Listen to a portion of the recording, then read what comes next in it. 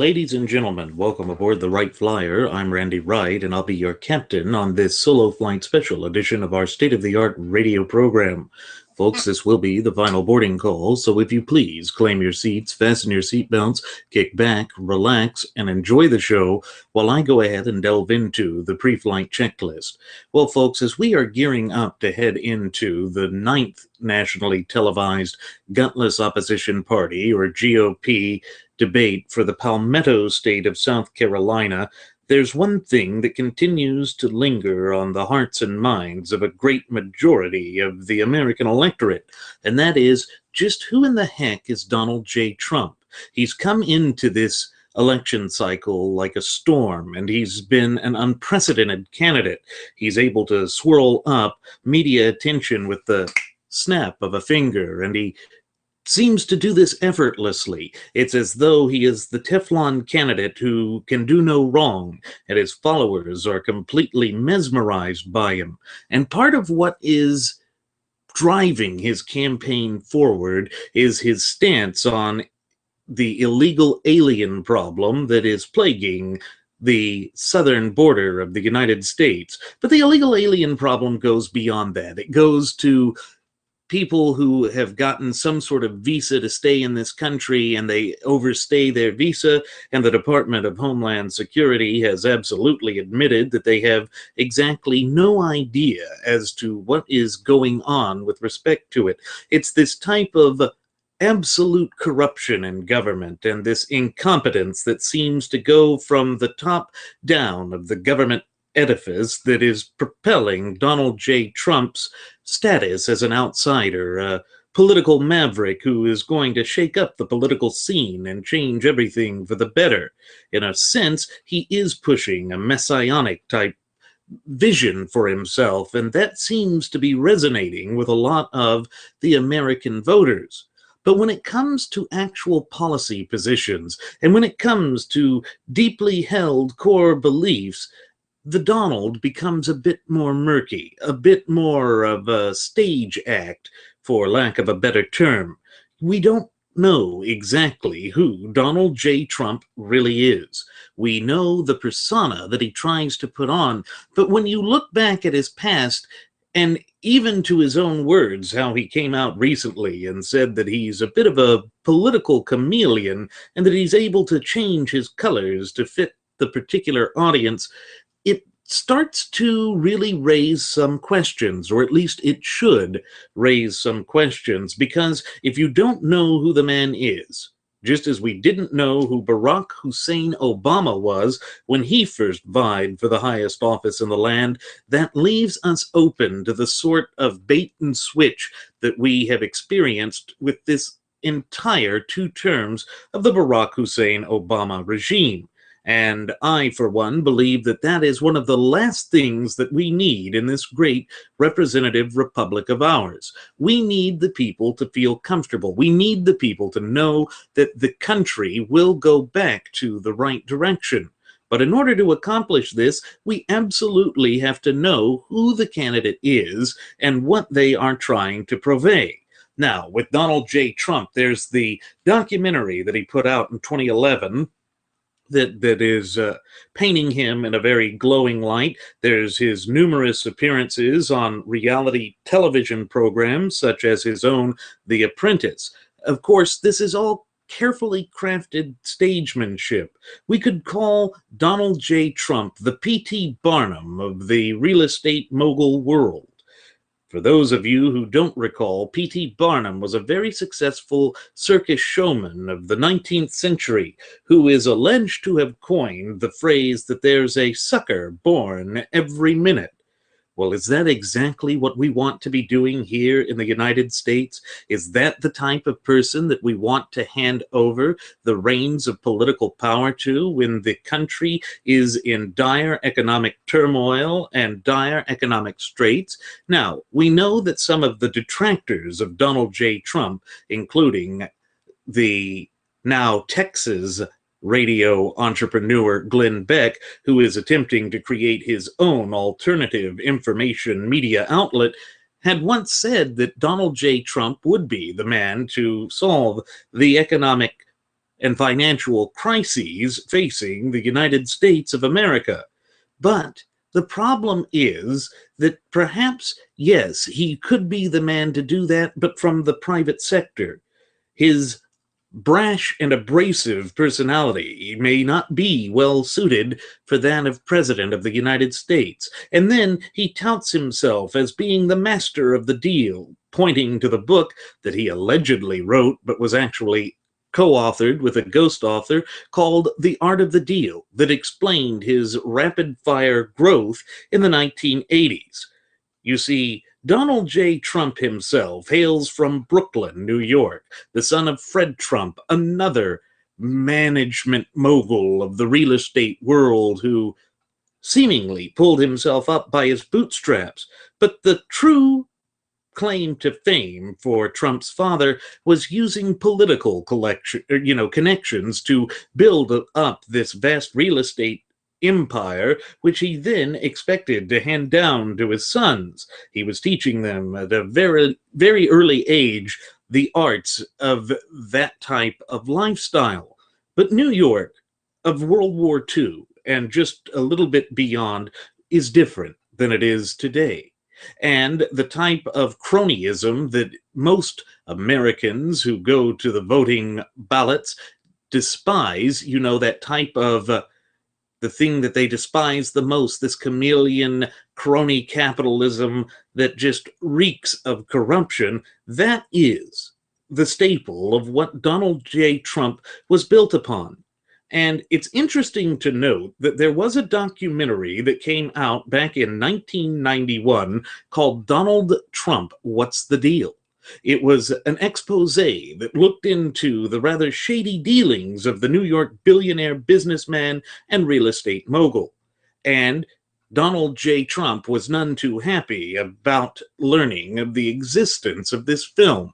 He threatened to sue the producers of the film out of existence. He threatened to sue their lawyers out of existence. He threatened to sue any television station that might broadcast it out of existence, and any movie theater that might show it out of existence. Of course, back then, the type of social media and new age information superhighway that we have now with the internet didn't exist. So those were the only two outlets through which these filmmakers could ever get the film shown.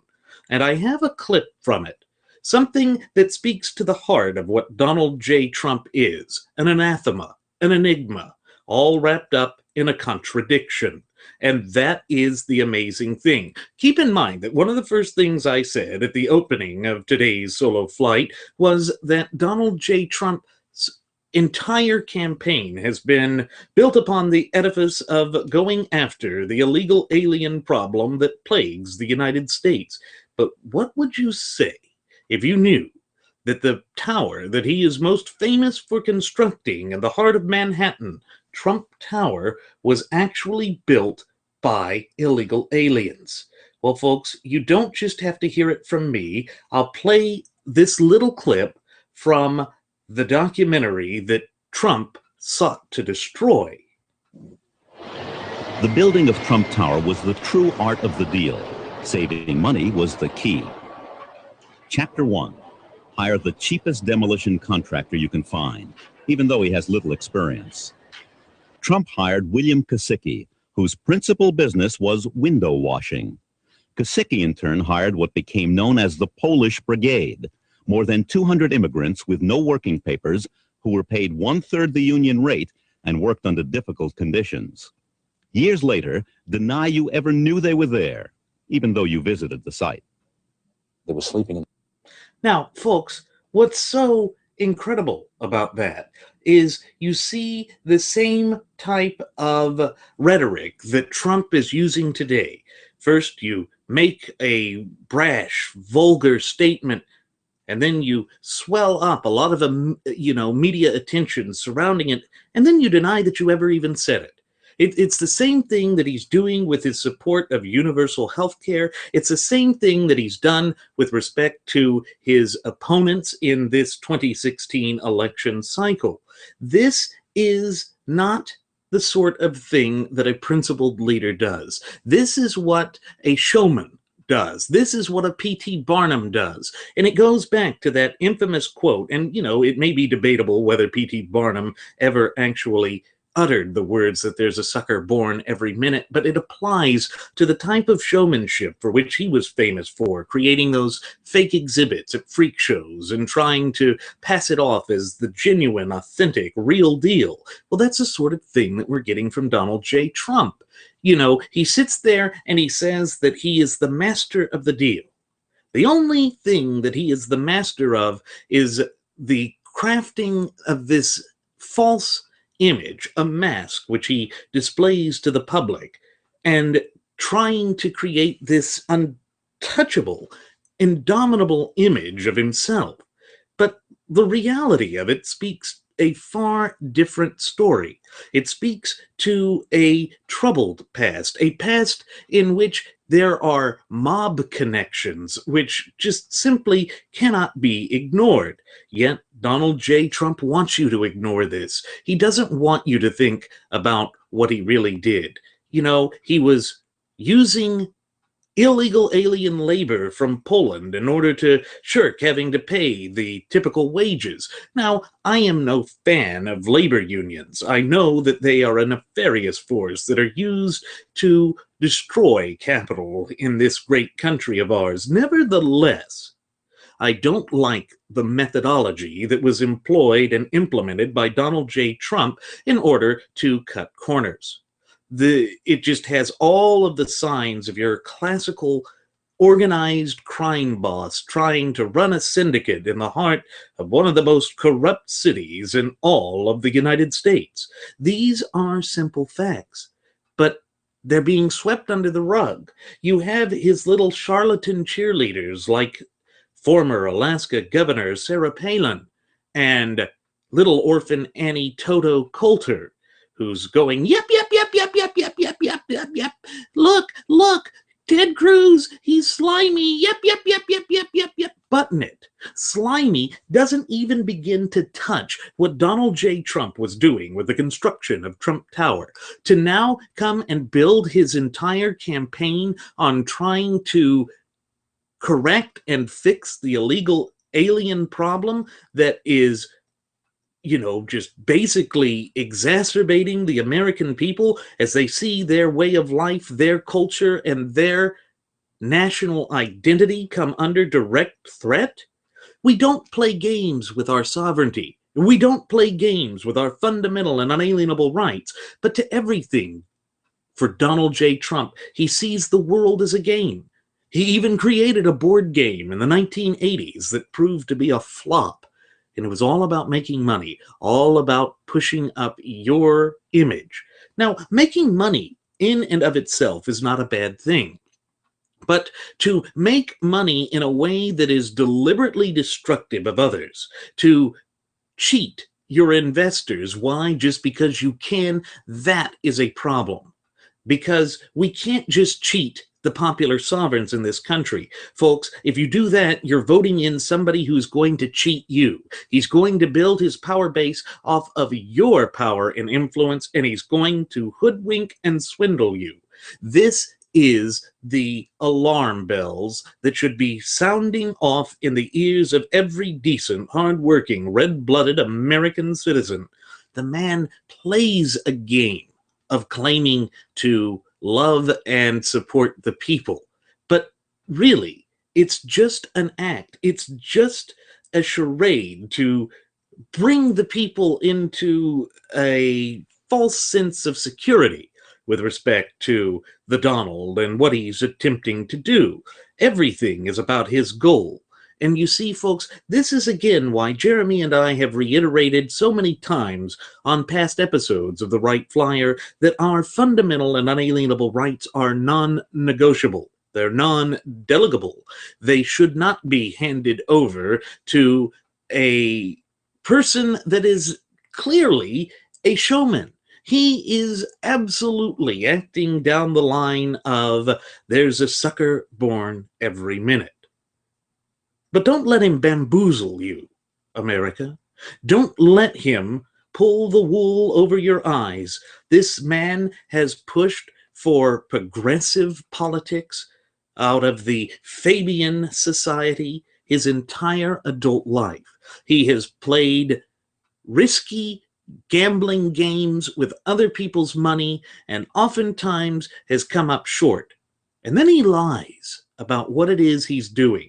For instance, when he was having the convention center of New York or of New York City built on one of his pieces of property, he said that he would turn down the $4 million commitment fee, or, just the contractual fee that he would get for allowing the city to build the center on his property, and take nothing if they would just name it after his father.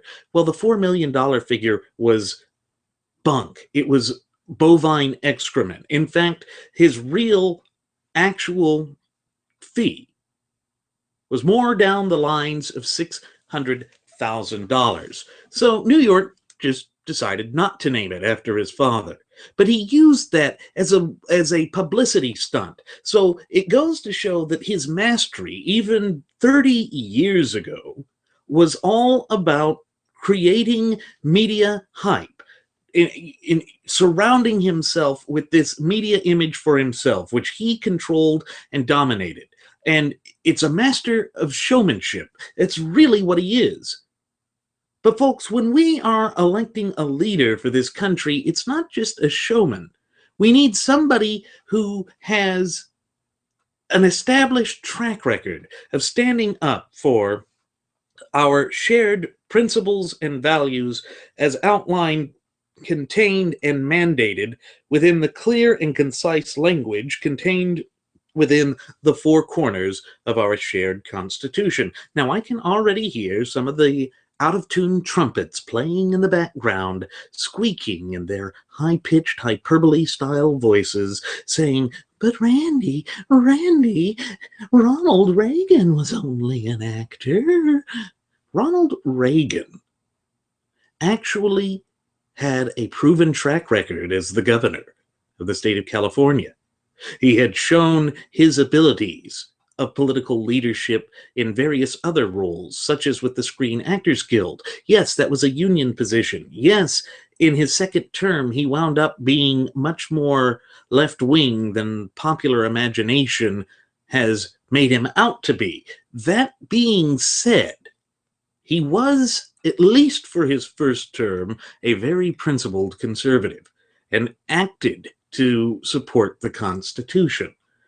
Not once have I ever heard Donald J. Trump say that he would actually govern within the confines of the Constitution. If he was willing to skirt the laws on the books in the state of New York in order to cut corners to build Trump Tower, and if he was willing to implement some very nasty tactics against average New York citizens, all while proclaiming to the cameras of Pavlov's School of Journalism for the salivating mainstream media that he loved and adored the people of New York, then why?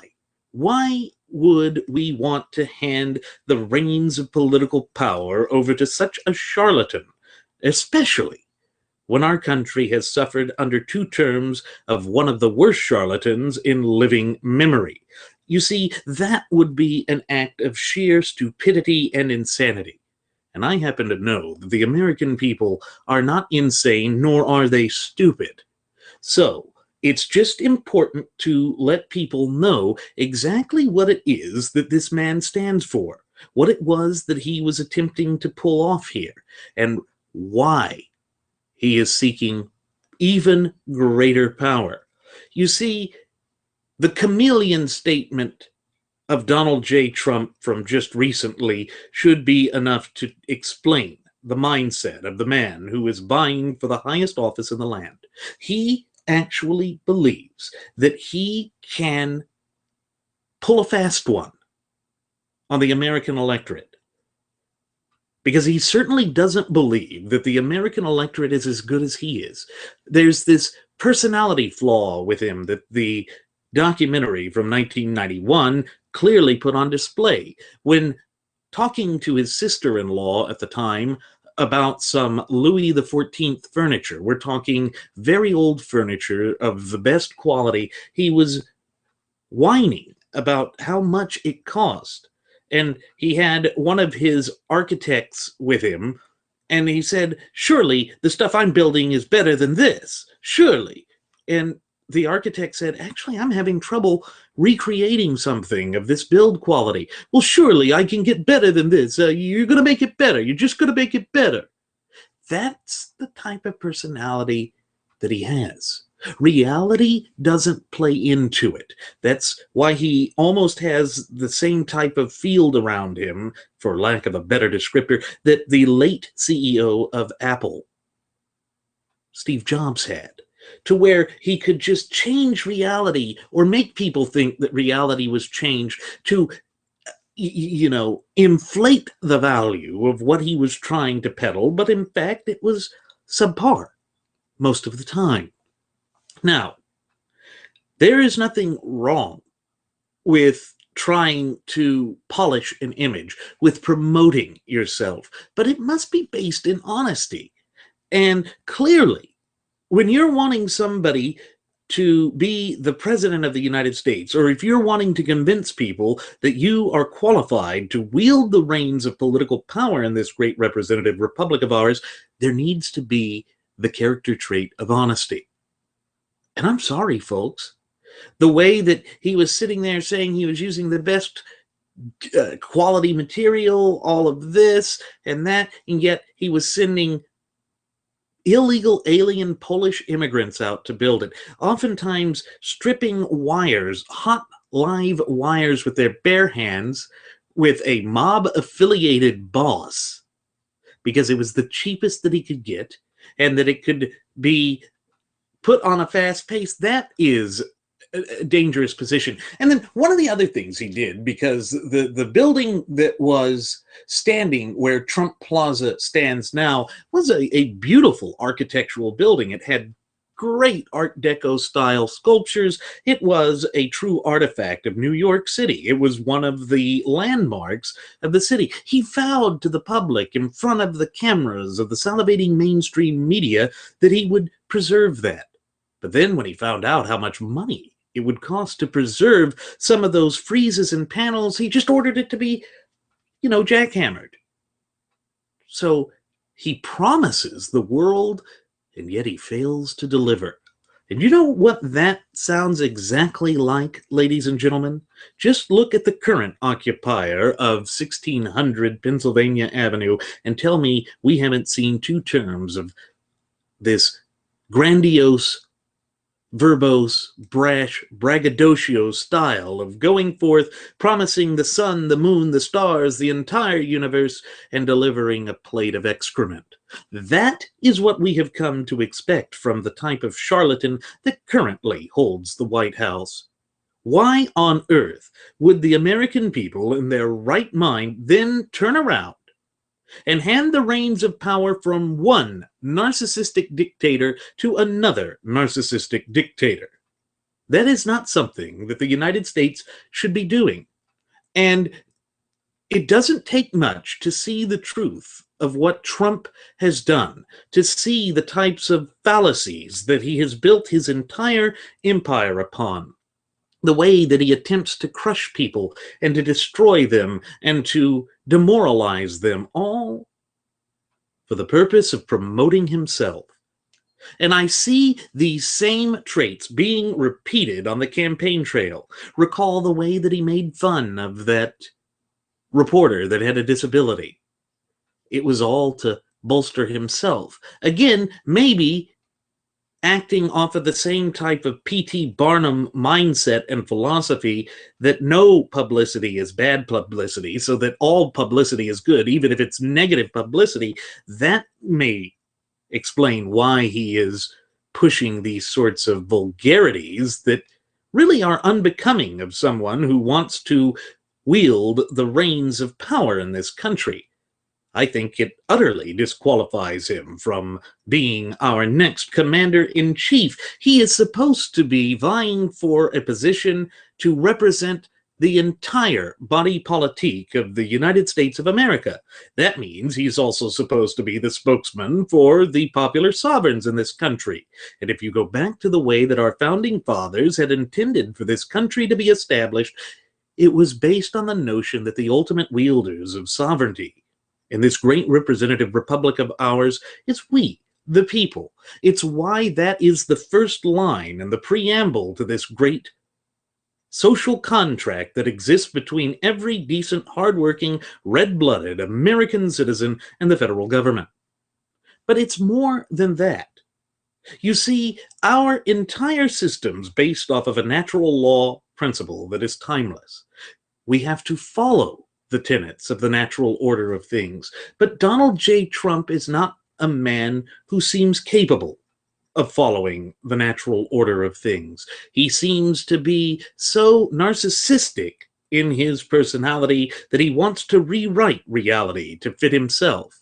You know, one of his early interviews with Larry King, and, you know, I'm not a big fan of Larry King, but his abrasive personality was, I'm going to just move back. Oh, well, why? Larry asked. He said, well, did anybody ever tell you your breath stinks? Okay.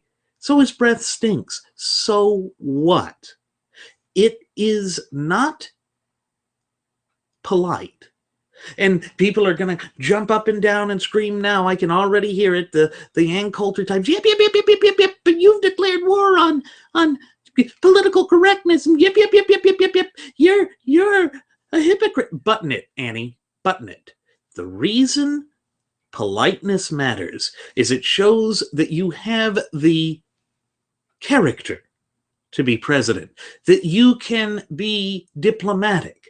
Because if I'm not mistaken, part of what he said is his major attracting force, part of what his broad base of supporters claims as his greatest strength is his ability to negotiate. But if he is unable to bring back or to chain back this type of bombastic self-aggrandizement, this type of narcissism that just seems to ooze from every pore in his orange skin, then no, that's not going to work. It's going to place the United States of America in an even more precarious position than she currently holds as I speak into this microphone right here, right now.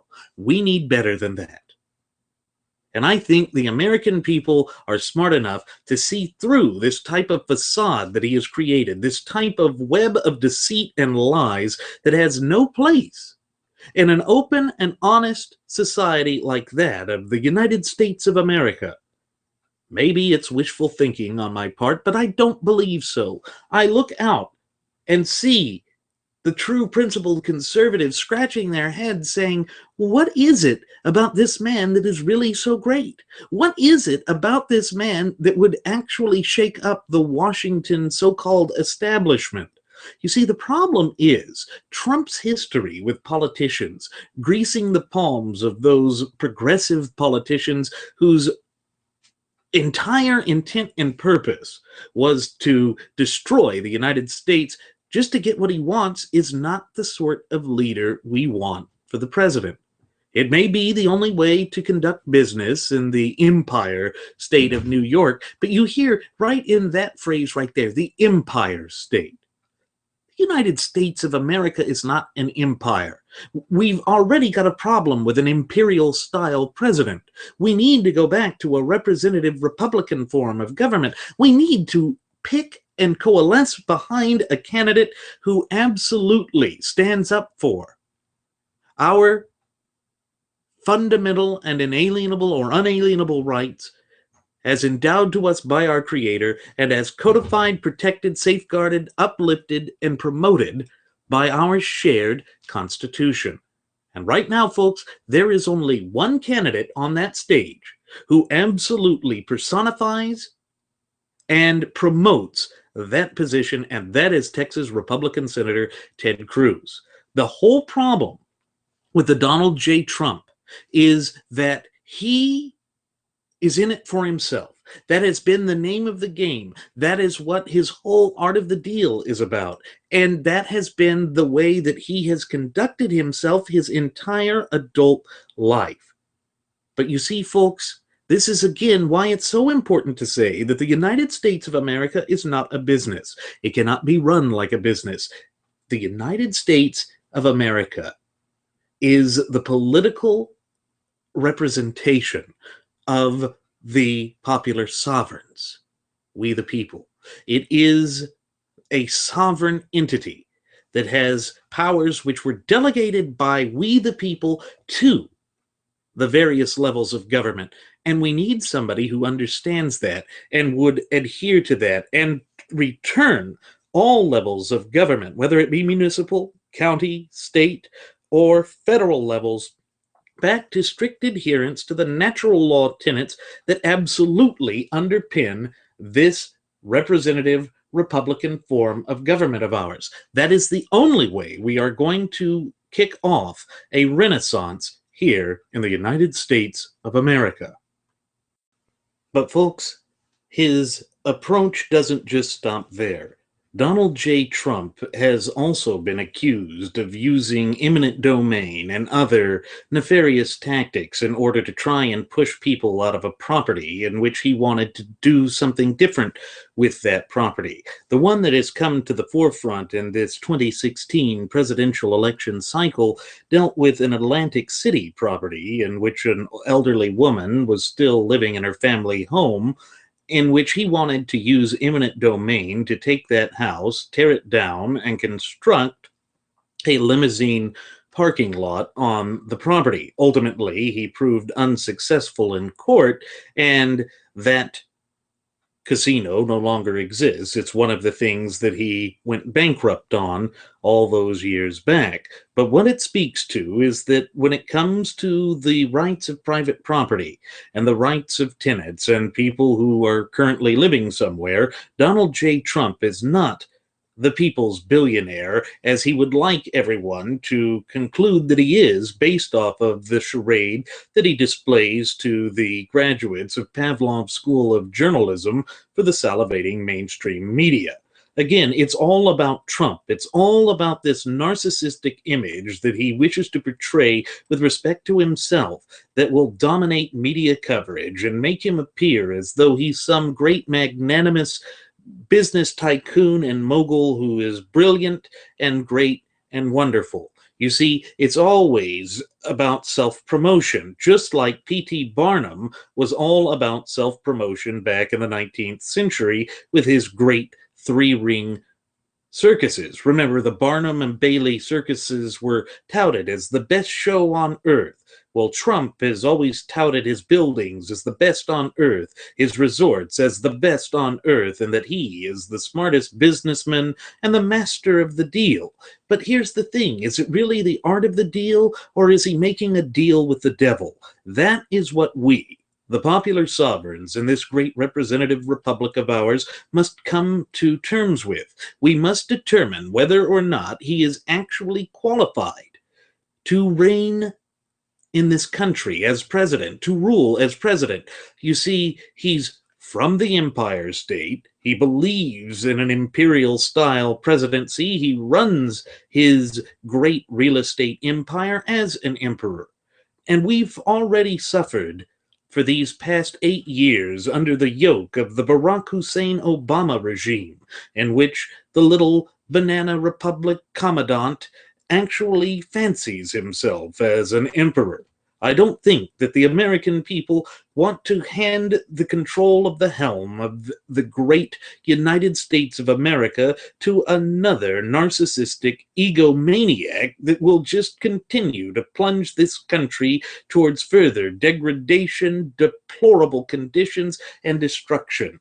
Turning back to that 1991 documentary, there is a segment here that speaks about some of the underhanded tactics that Donald J. Trump used in order to attempt to get his way with respect to a particular piece of property that he procured. I'm going to go ahead and cue that up now. And here it comes. Around the corner from Trump Tower was another golden opportunity for Trump. He found two neighboring buildings on Central Park South and bought them. One was a hotel, the other was a problem. It was an apartment house and it was occupied. And you see already, the fact that this apartment complex that he procured was occupied means that he is going to have to do something with the tenants that currently occupy that apartment. And not just that apartment, but the apartment complex, because he's not going to be able to demolish the building while the tenants are still there. And New York has rent control laws. So already I hear the high, squeaky voices of the trumpeters in the back of my head saying, well, this is just how you do business in New York, Randy. You can't attack him for that. Okay, all right. Sure, if he purchases and procures the building, he should be able to do with it as he pleases, but not where it encroaches upon the rights of the tenants. Remember, one of the things that Jeremy and I have oftentimes reiterated on past episodes of the Wright Flyer is that our fundamental and unalienable rights end where another person or individual sovereign's fundamental and unalienable rights begin. That is the way that an open and honest representative Republican system of government that is based on the natural law tenets of our shared Constitution would operate. But for Trump, though, that didn't matter. Let's continue. In 1981, a group of tenants from 100 Central Park South came to interview me and discuss a problem they had. Apparently, Donald Trump had bought the building and started spreading rumors immediately. They intended to evict all of the tenants and demolish the building and build a tower. This man. So he was all about building a tower. Everything's about his image, his ego, irrespective of the harm that it caused to the so-called average citizens that he's pandering to right now in order to vie for the highest office in the land. Again, folks, these are facts. These are things that are within his past and that needs to come up to the surface. Yet I can already hear his little wailing hyena of a chihuahua going, yep, yep, yep, yep, yep, yep, yep, yep, that's slimy, yep, yep, yep, yep, yep, yep, yep, yep, yep, yep, yep, yep, yep, just like Ted Cruz, yep, yep, yep, yep, yep, yep, yep, because you're pointing out his past. Button it, little orphan Annie. Listen, and you might learn just what the true character traits are of your messiah that you are pushing for the highest office in the land. Walks in, makes a blanket statement. You're all evicted. I'm Donald Trump. Get out of our building. He hired one of the worst companies in New York, who was specialists in basically emptying buildings. Previously censured by the Attorney General's office. They have a record there this long.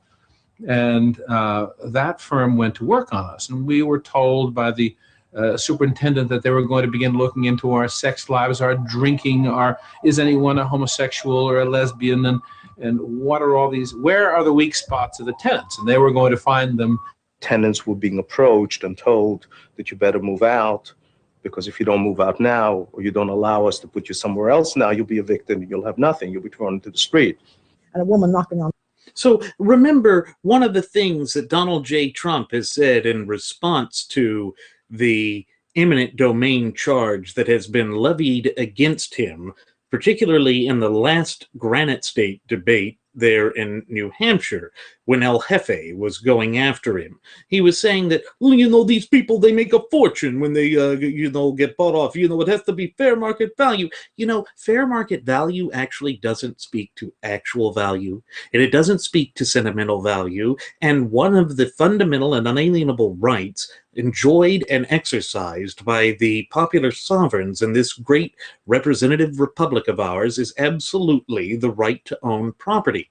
We should be able to live on our property, even if that means we're losing money. It should be our choice. It should not be influenced by some real estate mogul. Now, granted, these were tenants, but even so, you can't just willy-nilly go around the laws that are currently in the books and kick people out. There are rights for tenants. Otherwise, we are creating a destabilizing force in society itself that greatly weakens society. And that is not good. But for Donald Trump, it doesn't matter. If it's bad for somebody else, yet it's still good for him, then it's still good. And we see that same type of line being repeated now as he's vying for the office of President of the United States. But it keeps going on. And it's not just the one woman in Atlantic City. It was this entire apartment building. And then you heard that he was going to use these rather deceitful tactics of character assassination to try and bully everybody out. And that's exactly what he is. He is a narcissistic bully. But let's continue. The door and saying, I've got to come in and help you. We're going to look for a place for you because tomorrow you're going to be out. You're going to be out. Services were immediately discontinued. There were all kinds of problems from they wouldn't repair anything, they wouldn't paint, elevators out, lack of water, problems with the electrical. He brought many. You know what? That puts people's lives at risk. That is a major problem. That is, again, part of the story that they're not speaking of with respect to the Donald. This is not what he wants you to think about when you hear that he's made a huge business and that he's made huge profits and that he benefits everybody and that we're going to be huge making America great again. Well, how exactly is he going to make America great again? By tearing down what exists? Because he likes to buy up all these properties and tear them down and push their current occupants out onto the street as if that's a good thing. And it doesn't matter whether you privately own it or you're a tenant. If you're a tenant, yes, he has a little more control, but still there are renters laws. And to, have a place that does not fit the warranty of habitability, that's a violation of property law. That's a violation of New York landlord-tenant law. And if he can't follow the laws there, what makes you think he's going to follow the supreme law of the land, our shared United States Constitution? And it's going back again to that message that Jeremy and I have reiterated time and again, going all the way back to our first episode, which aired on September 11th of 2015. It's that the key to the solutions to all of the problems in this country is the Constitution. The Constitution is the key. But what would he do with this key? Melt it down so that he could create a gold bar out of it just to enrich himself? What is he actually going to do that will help the country? These are the types of questions that the graduates of Pavlov's School of Journalism for the salivating mainstream media should be asking Donald Trump or his hairpiece. I think either one would answer. But the problem is these serious types of questions have not been brought to the Donald. Rather, he is just continuing on with these deplorable tactics which have no place in an open and honest society like the United States of America. This is the type of loan sharking type business that you hear from the organized mob. If they acquire the property, you either get out or we're going to break your kneecap. That sort of thing. Why? Why on earth would we place a shyster like that in the highest office in the land? Can he really stand up for and represent the United States of America? And my conclusion is, after hearing the great weight of the evidence about Donald J. Trump's we'll go ahead and be kind here and call it illustrious past, it shows that he's just not balanced. He's not right for the office of president. To think that this man would be the commander-in-chief of the United States of America, to have his finger on the button, Ted Cruz was absolutely right to say that, we might wake up one morning and find that he's nuked Denmark. Why? Because the Denmark or Danish press came out and said something laughable about him or lampooned him in some form or fashion. That is the type of narcissistic personality and cult of personality that Trump has fostered for himself. And, he speaks about his time in a military academy, in which he said that he had a harder time than the actual combat veterans of the United States. Again, just stop it. But he did say that. But why did he go to a military academy? Well, it was because when he was growing up, he was a problem child. He was a a disciplinarian's worst nightmare. He didn't think the rules applied to him. And you see, folks, this is a common thread or a common theme that just resurfaces time and again throughout the hairpiece's life. And it doesn't matter what hair gel he applies. It doesn't matter what beauty supply he goes to or what spray-on tan he uses to create that eau de raccoon look. He just doesn't believe in following the rules. Well, I'm sorry. The Constitution, as per Article 6, Clause 2, is the supreme law of the land, and we need a commander-in-chief who will absolutely abide by that.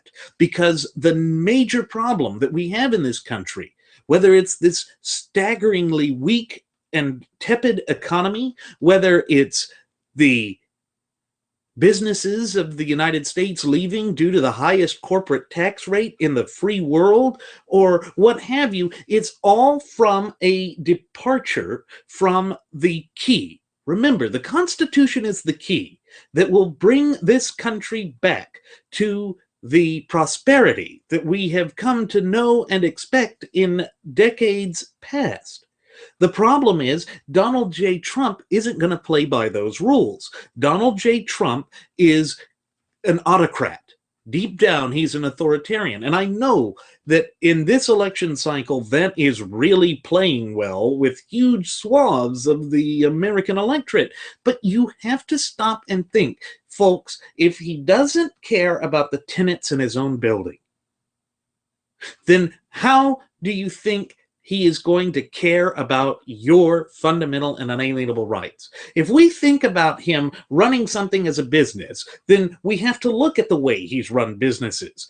All right, being a landlord is a type of business. Trying to evict these people carte blanche simply to get something that he wants, that is a recipe for a perfect storm, a recipe for a disaster. And here it comes. I can already see little orphan Annie Toto running up the stairs as if she's playing fetch with her shadow. Yip, yip, yip, yip, yip, yip, yip, yip, yip, yip. Randy, you're being a slime ball. Yip, yip, yip, yip, yip, yip, yip, yip, yip, yip, yip. That's just doing business. Yip, yip, yip, yip, yip, yip, yip, yip. There's doing business, and then there's doing business in a principled and honorable fashion.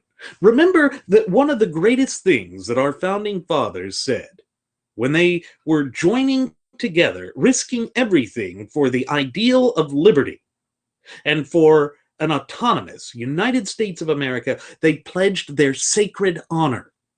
You know, that meant more to them than their wealth, their capital, their businesses, even their lives. Their sacred honor meant most.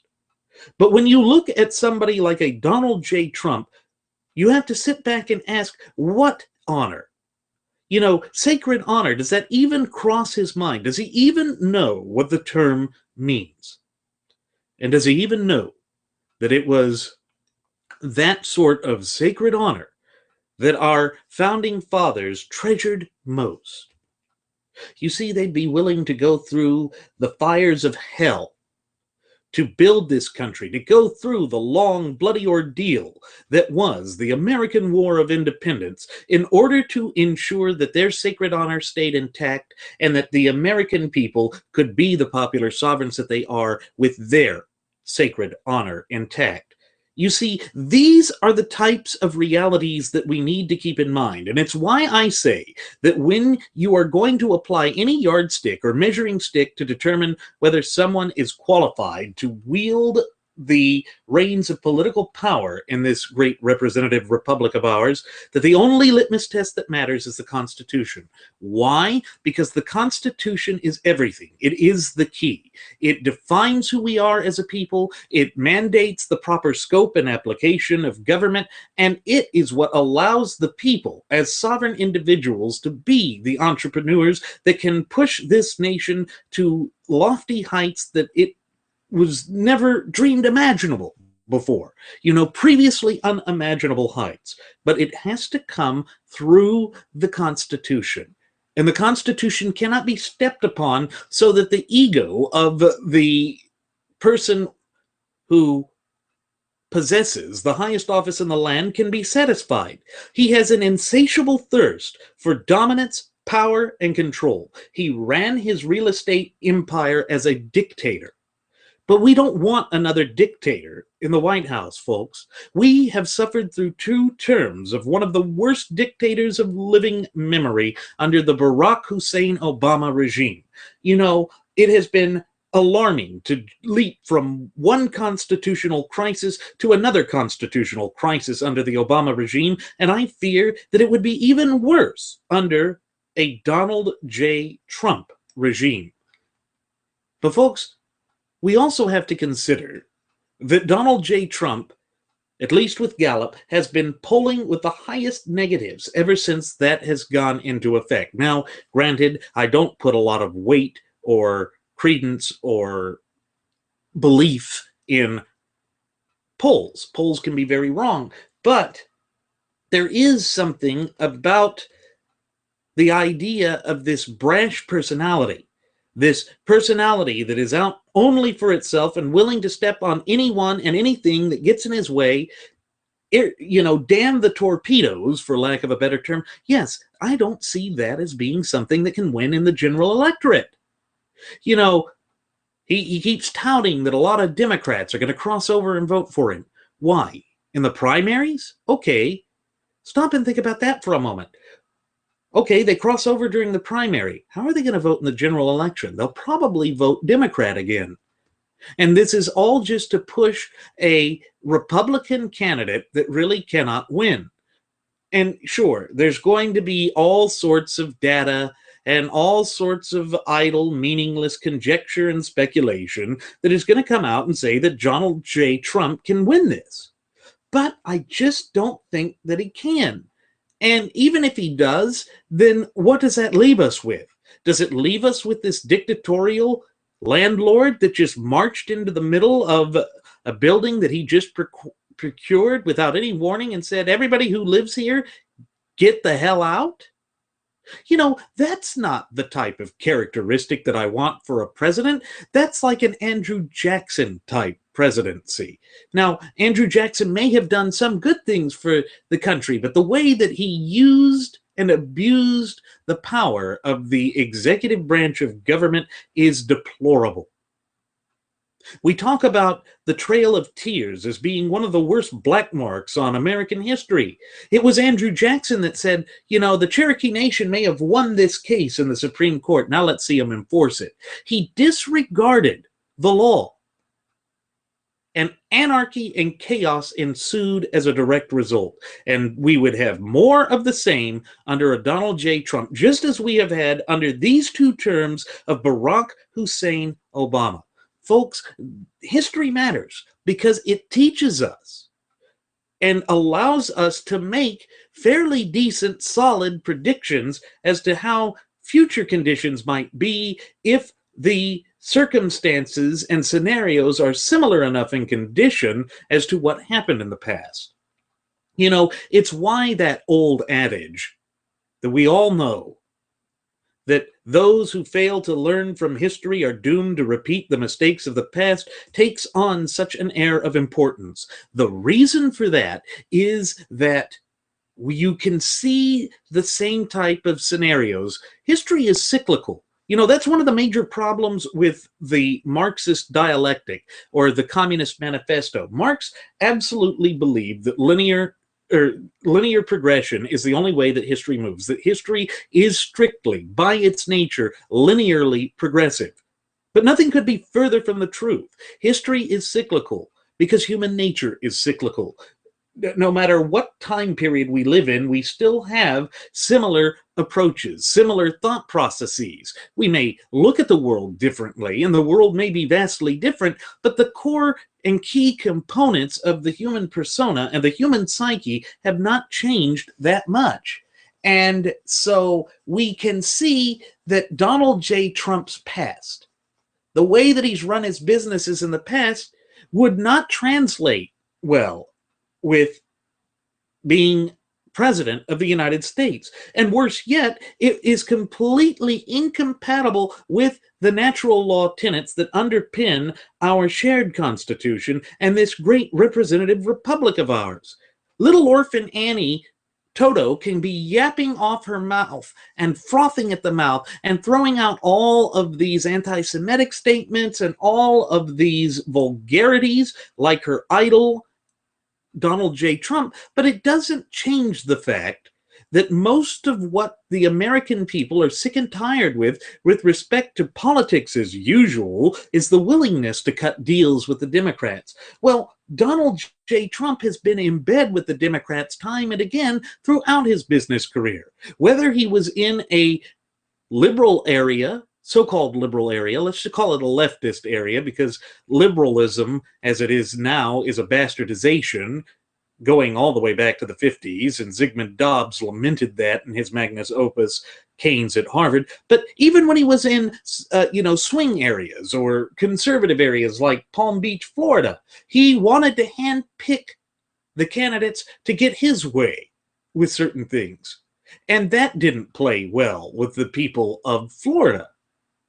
And if he was having difficulty with Florida back then, he's going to have difficulty in the South now, because his past deeds, his past record has not disappeared. And, little orphan Annie, yep, button it. It is not sleazy to point these things out. We need to vet the prospective candidates for the office of president. We're vetting Ted Cruz, and we're seeing each time that we vet him that he is a stalwart for the Constitution, which is the key to resolving all of the problems that politically face this country, and a great deal of other problems that are directly linked to this departure from the proper scope and application of government as outlined, defined, and even mandated by the four corners of the United States Constitution. These are the realities that are there. They're there and are plain to see. But the American people are fed up and angry right now, and I understand that. When you have the likes of Speaker of the House Benedict Arnold Paul Ryan giving Barack Hussein Obama everything that he wants in this god-awful Cromnibus bill, when you have a feckless and weak legislature that is unwilling to stand up to Obama, then yes, you see that all of the grandiose promises that were made in the midterm elections of November of 2014 have been completely ignored and brushed aside. Yes, the people are tired of that. But you have Donald J. Trump sitting there very recently saying that he could still go out and work with Nancy Pelosi, and that you have to be an establishment type in order to get anything done in Washington. Well, maybe we shouldn't get anything done in Washington until we get back to the Constitution. There's a thought, Donnie, oh Donnie boy. The Pied Piper is calling. Maybe the thoughts are we got to be putting the popular sovereigns back as the first and foremost in this country, as our founding fathers intended it to be, as the entire edifice of the Constitution demands that it be. But no, that doesn't cross your skunk pelt covered scalp, does it? It doesn't enter into that thick head full of mush. Folks, I just look at the facts, and I'm calling things as I see them. And what I am seeing with respect to Donald J. Trump is not somebody who is going to be a principled conservative. He even comes out and says he's not a conservative. And we even have some of his followers, people that are mutual acquaintance of Jeremy and mine, who are saying that, well, yeah, the conservatives are part of the problem now. Yet these are the same people that used to support the Tea Party. So we see that people like Sarah Palin, Yahoser, is out there just trumping up Trump, but not actually sitting back and analyzing his past positions, analyzing the way that he conducted himself in business. Do we want somebody who's honorable? Do we want somebody who actually gives a damn about the country? Or do we want to put in another poisonous narcissist in the White House, turning it into a viper's pit again, thereby pushing this country even closer to the precipice of destruction and ruination? Folks, I think the answer is open and obvious. It is clear to see. But don't just take my word for it. Look at some of this stuff. You know, the producers of this film thought it was so important to put it out, you know, irrespective of the threats of Donald J. Trump, this Trump, What's the Deal from 1991. Watch it. Compare it with his book, The Art of the Deal. You can listen to that free online too. And see whether you find that this man carries the type of characteristics that you want to represent you. Because remember, he's absolutely representing you, the popular sovereigns, even running for office, because he's trying to become basically the spokesperson for the United States of America. And so we need someone of an even temperament. We need someone who will adhere to, in all shapes, forms, and fashions, to the supreme law of the land, which is our shared United States Constitution. And folks, the more and more we see unveiled with respect to the Donald, the more and more he loses credibility. And I don't want a discredited individual running this country. I don't want somebody who is just going to ignore the fundamental and unalienable rights of the people wielding the reins of political power in this country. We have already seen how destructive and demented they can be, because all you have to do is look at who is currently occupying 1600 Pennsylvania Avenue. This is just food for thought, folks. I'm just bringing you the facts as I see them. Folks, part of the online, or not online, but part of the chameleon type image that Donald J. Trump has been trying to foster for himself and to push forth to the salivating mainstream media, and that people like little orphan Annie Toto, yep, Trump's great, yep, button it, would say, is that Trump is able to get things done because he is able to relate to the business world, and that his business acumen is exactly what this country needs right now. Well, the problem is that it shows that he doesn't have any core principles to speak of at heart. He's just about himself, and this has been the recurring theme of this program, I know, but it's because there is an absolute concrete and solid track record at which to point to. You know, we have to be able to vet out these candidates to determine whether they are of the character and caliber that we want of our leaders. That's just something that is traditional Americana. It's part of our makeup as a country. And when you are going to be placing somebody in such a powerful office, which is the highest office in the land, you need to be absolutely certain that they are cut out to do the business. But the problem is, the United States is not a business. As I've said before, this is a sovereign country. A sovereign country that's in the midst of an identity crisis that has been implemented and orchestrated by the Fabian socialists on the radical and extreme fringes of the left. These people have been hell-bent on weakening American influence in the geopolitical arena.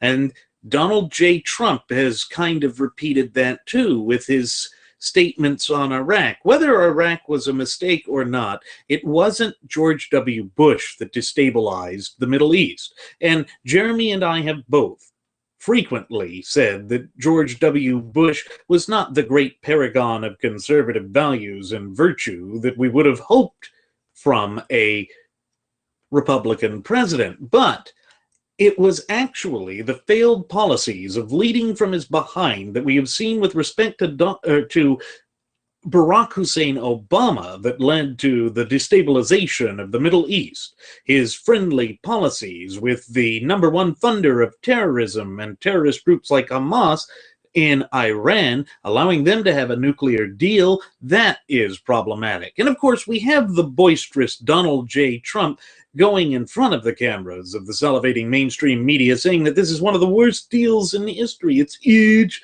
It's hugely bad for the country. I built a tower. I know, because it's huge.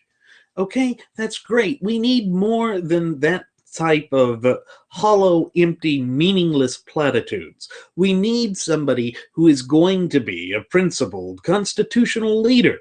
That is what Ted Cruz professes to be. That is what his record shows him to be. And I'm sorry, folks, even if you like Donald J. Trump, you have to sit back after hearing some of these things that come out of his direct past and wonder about him. And, you know, when he wanted to build another building on one of the largest pieces of New York property that he owned, and decided that he couldn't get the tallest tower in the world because that's what he was wanting to build, you know, another big ego boost for the Donald, because everything with respect to him is about his ego. He can't divorce himself from his ego. Everything must center around him. That's what it has been about. That's what he believes. It's what he works for. But anyway, going back to this 1991 documentary, after he had been met with a lot of pressure, he decides to play the chameleon game. And here's a clip that proves it.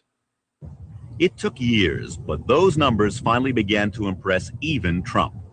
And to the surprise of many, the dictatorial developer turned into a conciliatory collaborator. And all those people he used to fight with, suddenly they were his best friends. The tallest building in the world, suddenly it was any building his opponents in the city would let him put up. But stop and think about that for a moment, folks. Where have we seen that in this current election cycle? Oh, yes, when he said back in September of 2015 that Ted Cruz was absolutely eligible to run, and that some of his best legal minds had looked into it and said that there is no question that Ted Cruz is a natural-born citizen. And that would be the correct legal application and approach based on the well-established law of the United States. But now he's come out and said, no, he's a rather nasty guy, even though he used to be best buds with him. But, you know, it's huge, this huge problem, and I'm just doing it to help him. No, all of that just goes to show that he's got this characteristic to flip and flop in the wind. And, folks, if you think back to the election cycle of 2004 of George W. Bush versus John F. Kerry, what killed Kerry? His flip-flopping. Do not think that the graduates of Pavlov's School of Journalism for the salivating mainstream media wouldn't absolutely have a field day with Donald J. Trump. They see him as weak and feckless, someone that they can push around. And he's gone against the press before when he was going through the very visible breakup of his first marriage with Ivana Trump. He hated the media. He told them to go away, but they wouldn't go away. You see, they will do the same treatment to him that they did with the collapse of his first marriage and all of his financial woes, because he is running as a conservative. Even though he has nothing in his past track record that would establish him as a conservative, they're going to attack him because he's not Hillary Clinton and he's not Lloyd-face boy me Sanders.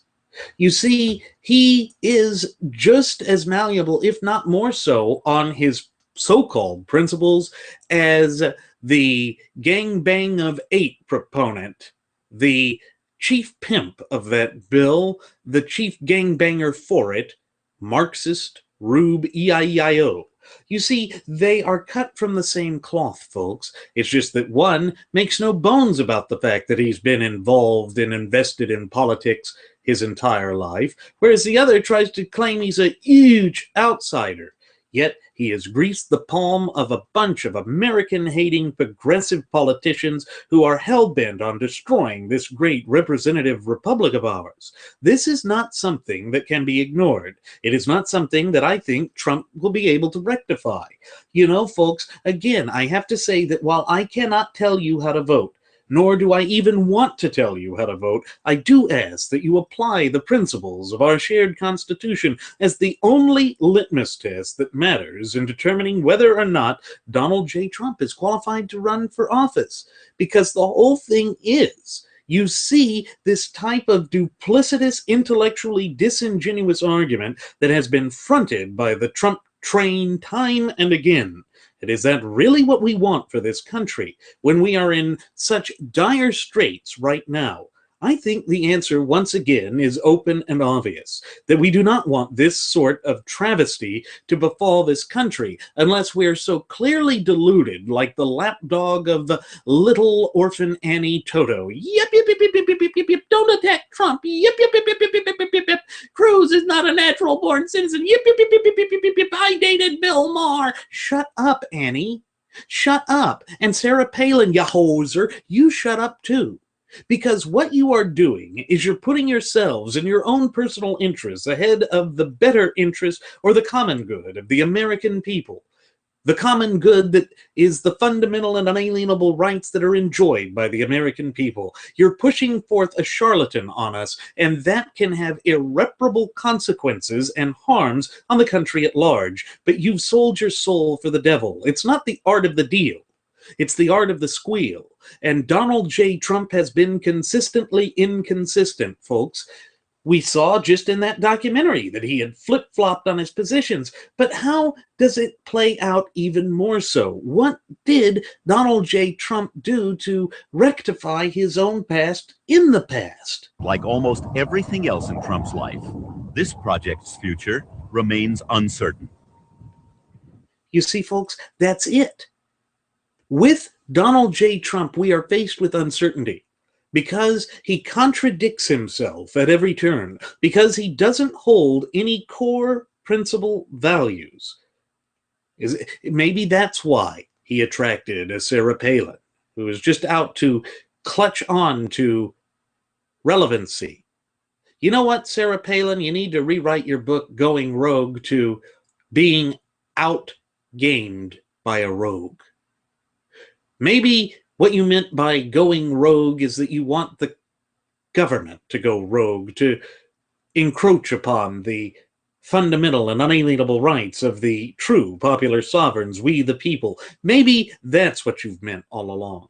Ann Coulter, I don't know what's happened to you. You've just taken the Trump train to Crazy Town so that you can go run and frolic in the fields and say, yep, yep, yep, yep, yep, yep, yep, yep, Ted Cruz ain't born here. Yep, yep, yep, yep, yep, yep, yep, yep, I'm not in Kansas anymore. Yep, yep, yep, yep, yep, yep, yep. Because your credibility is way up there in the sky. It's gone. It's been blown sky high, blown to smithereens by your own twisted machinations and trying to hold on to relevancy.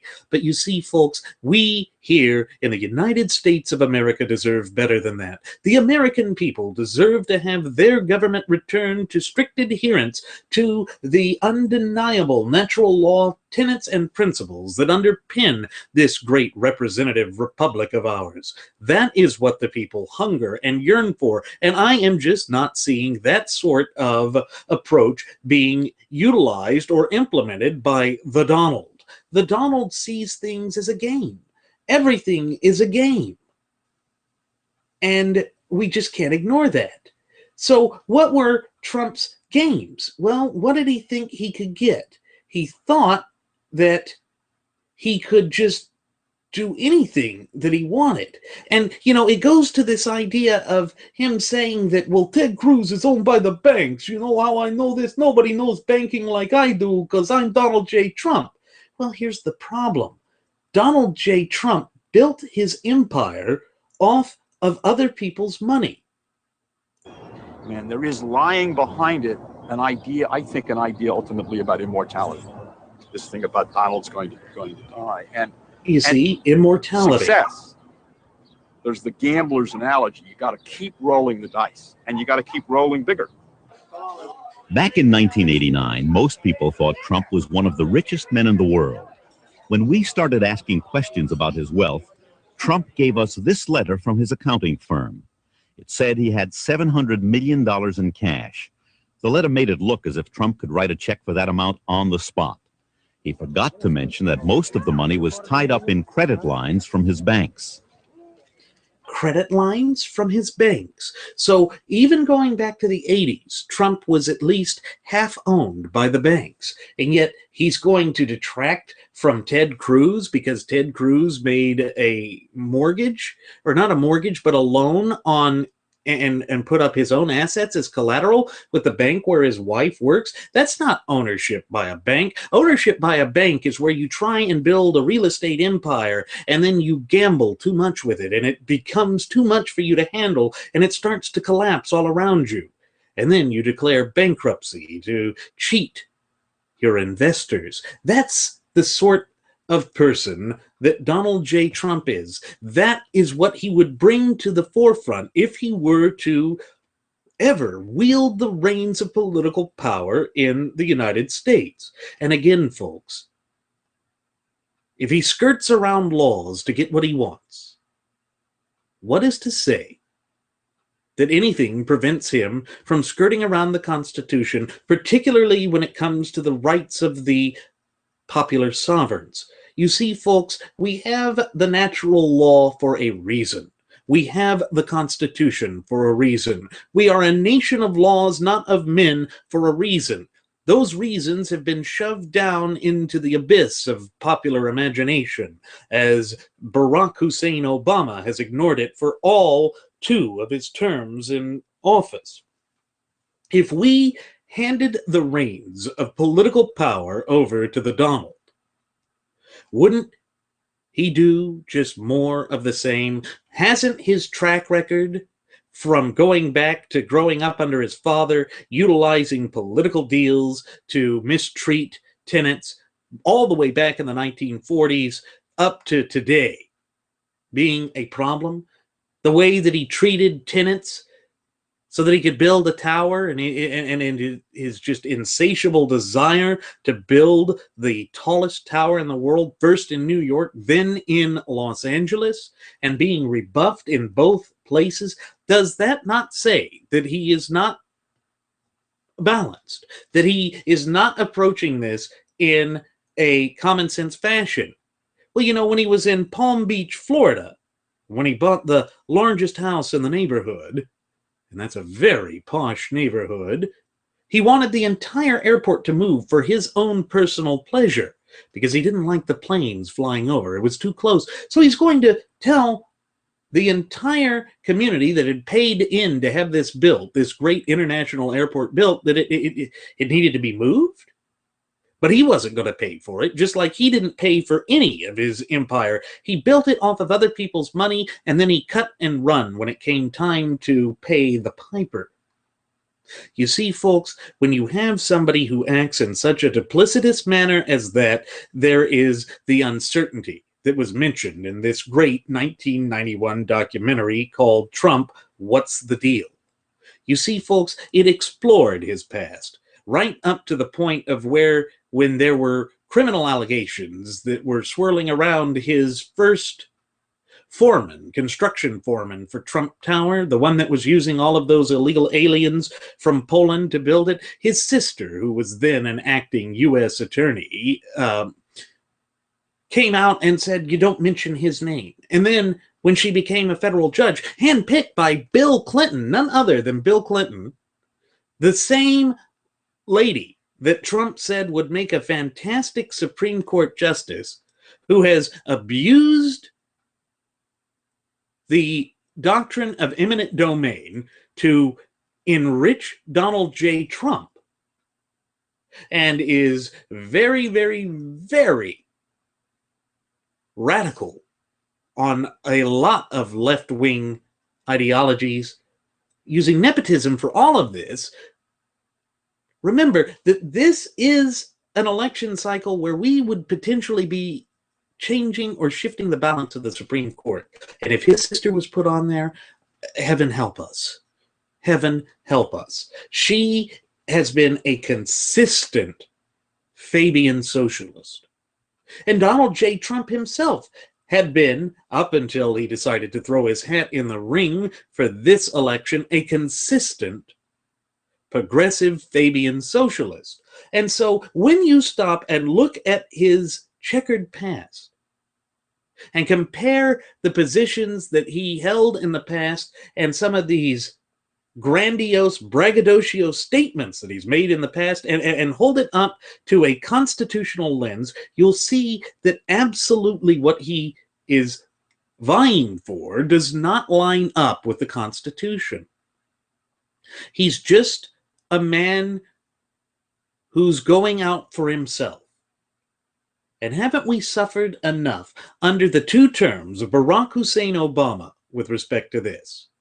You know, folks, I bring this to your attention to empower you to make the decision for yourself.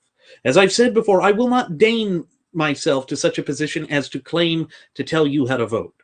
It is not my position to tell you how to exercise your fundamental and unalienable right, just as it is not your position to tell me how to exercise my fundamental and unalienable right. But I want you to be empowered with the knowledge here so that you can go out and make your own decision, so that you can determine for yourself whether you actually believe that Donald J. Trump is qualified to hold the highest office in the land. Or is this all just a game? Is it the game and the twisted machinations of a billionaire who thinks he can get his own way? And, you know, I don't begrudge him his wealth. I do begrudge him operating outside the bounds of the law. I do begrudge him attacking other people's rights in order to push himself up, because that is totally un-American. And I think that this is a side of his character that is being hidden by the graduates of Pavlov's School of Journalism for the salivating mainstream media, because they want him to become the nominee for the gutless opposition party, or GOP, because they think he can easily be defeated. If it is easy for me, just sitting at my computer, to look up his past record, to look up some of the things, these outlandish things that he said in the past, like wanting to move the entire airport in Palm Springs, Florida, for his own benefit, that, oh gosh, the media can have a field day with that. And believe me, they will. Because they want somebody who they can at least have the edifice of control over, to have the illusion of control over. You've seen how they have just been in the pocket of this Barack Hussein Obama regime. It's why scandal after scandal has gone completely ignored. It's why we are suffering under the yoke of this tyrannical, rogue, and despotic government. And don't think that you're going to get anything different under a Donald J. Trump presidency. To be honest, folks, I think he's here to divide the vote. I think he's here to pit us against each other, to play out some great charlatan's game where he can engage in all of this narcissistic pleasure of the attention that is thrown his way. But we, the popular sovereigns of this great representative republic of ours, deserve better than this. And that is why I ask that you at least apply the constitutional lens in making your determination for whom you think is best qualified to vie for the highest office in the land. And even though his followers, who I am not attacking, by the way, but even though they are parroting that it was, oh, well, I had to do that, though, you know, that's how you do business. Is that really how you do business?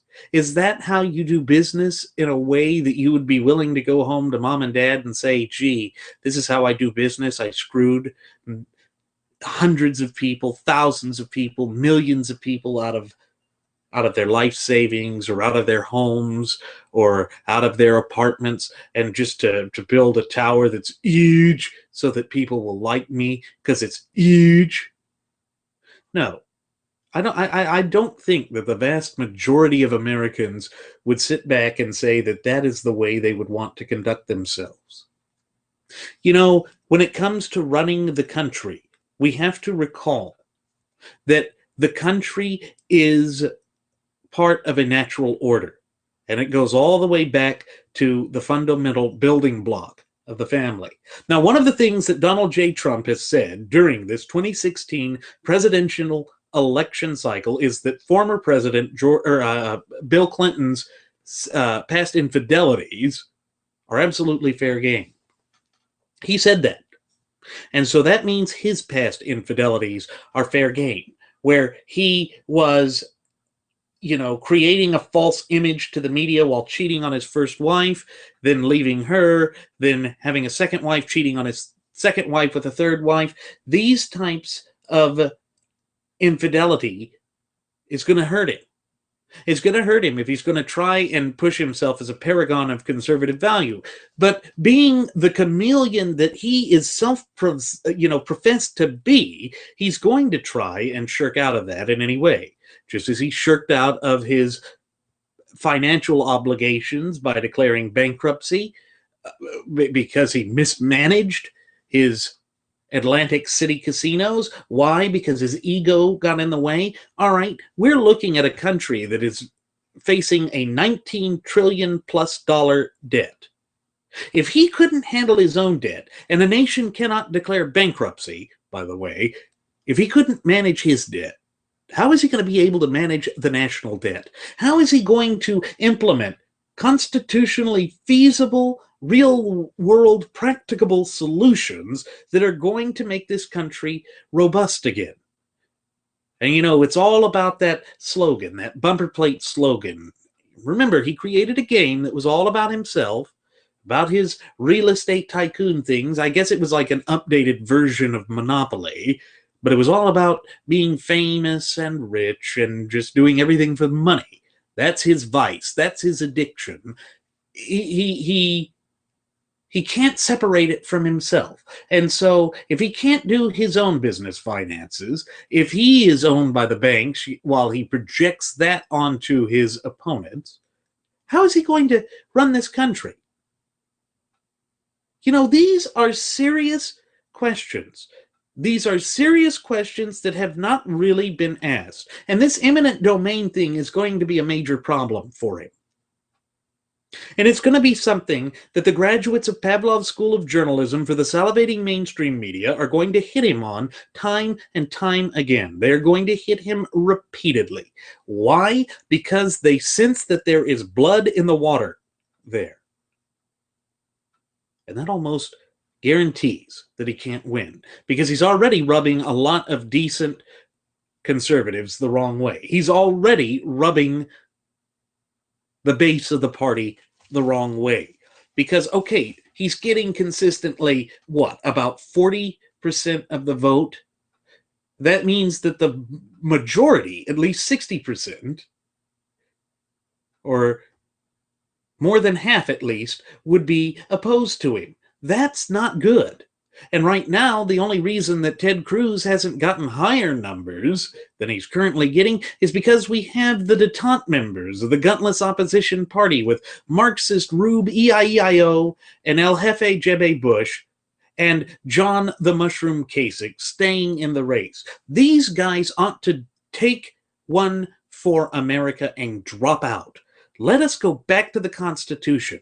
But when you stop and think about what their core positions are and what they actually believe, the reason that they won't drop out makes all the more sense. They love collaborating with the Fabian Socialists and the Democrat Party. They love the idea of illicitly amassing political power, grandeur, wealth upon themselves at the great expense of the true popular sovereigns in this country, we the people.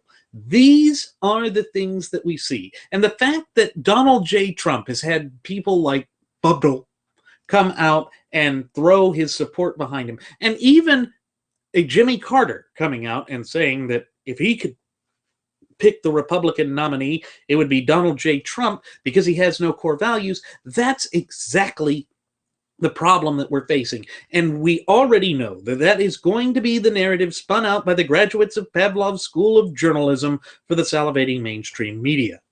It's just a little too bad that little orphan Annie Toto and her backwoodsman yokel friend Sarah Palin Yahoser can't see that. Maybe Sarah Palin should go run out on the backyard of Trump Tower in that metallic jacket that she wore when endorsing Trump to distract little orphan Annie so that Annie will chase her down the street thinking it's a game of fetch, and we can get back to serious matters in this country, like putting a principled constitutional conservative in the White House. You see, folks, that is exactly what America needs at this juncture in history.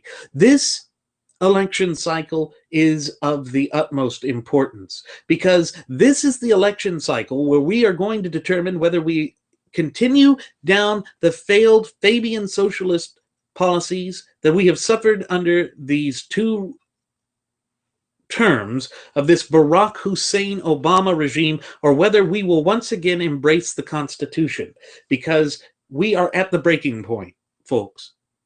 They have run this country aground, and we either patch the leak and make the country buoyant again, or we lose everything.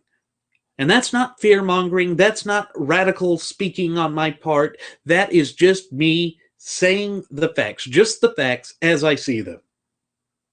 And to know that we do have a true, principled, constitutional conservative who has a proven track record of standing up for, promoting, protecting, and advocating for our shared United States Constitution, and yet we have to fight off a charlatan who has done dubious and devious business deals in the past, running off of this notion that he can just make a deal and pull a rabbit out of his posterior.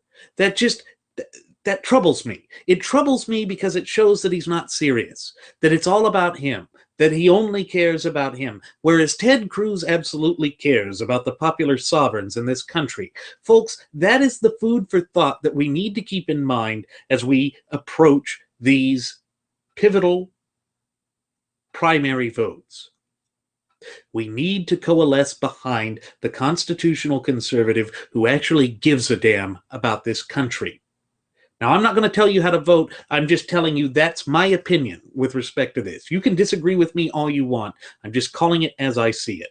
And with that said, it is time for us to begin our descent. I'm going to go ahead and send the flight attendant back for one last round of alcohol. Once again, ladies and gentlemen, as always, I'm your captain, Randy Wright, and I want to thank you for choosing to fly the Wright Flyer. I also invite you to leave any questions, comments, or concerns, or whatever, either here on our YouTube page or on our Facebook page or our Google Plus page, or you can also follow us at Twitter with the Twitter handle of @RadioAviationX. Again, folks, that's all one word, @RadioAviationEX.